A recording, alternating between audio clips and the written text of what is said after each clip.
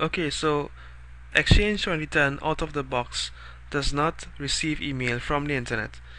You actually have to configure what is called a receiver connector in the Exchange 2010 Hub Transport server in order to be able to receive emails from anyone on the internet. So just to demonstrate what will happen, using the default Exchange 2010 settings, what will happen if you try to send an email from an outside sender to an Exchange 2010 recipient. So I have opened a Yahoo email account and I'm going to attempt to send an email to Exchange 2010 user.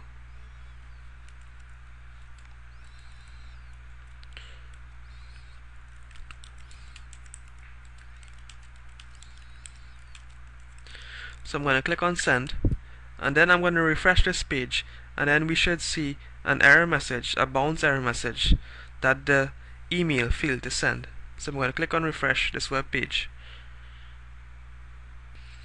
and then we see there's a bounced email. So now let's see what happens, exactly why this happens. I have opened a command prompt. So I'm going to attempt to use telnet commands to try to send an email to the Exchange server.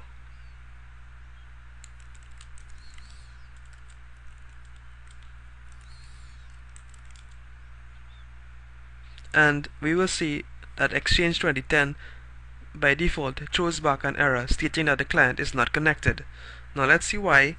We're going to log on to the Exchange 2010 console and look at the settings currently configured for the recipient connector on Exchange 2010 by default.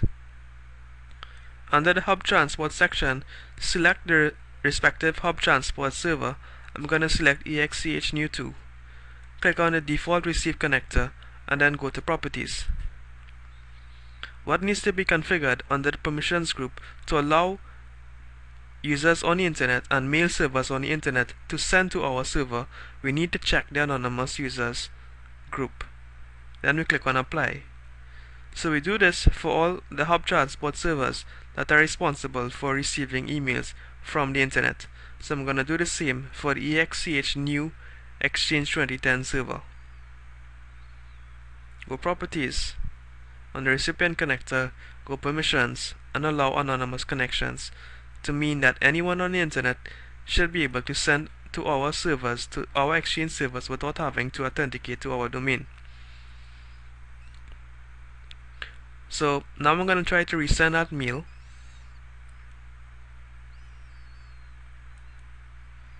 To Jeremy.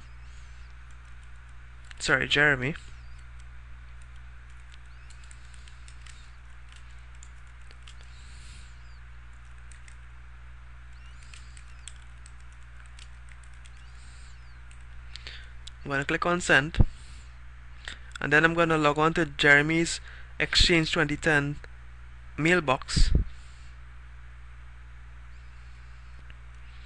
and there we go.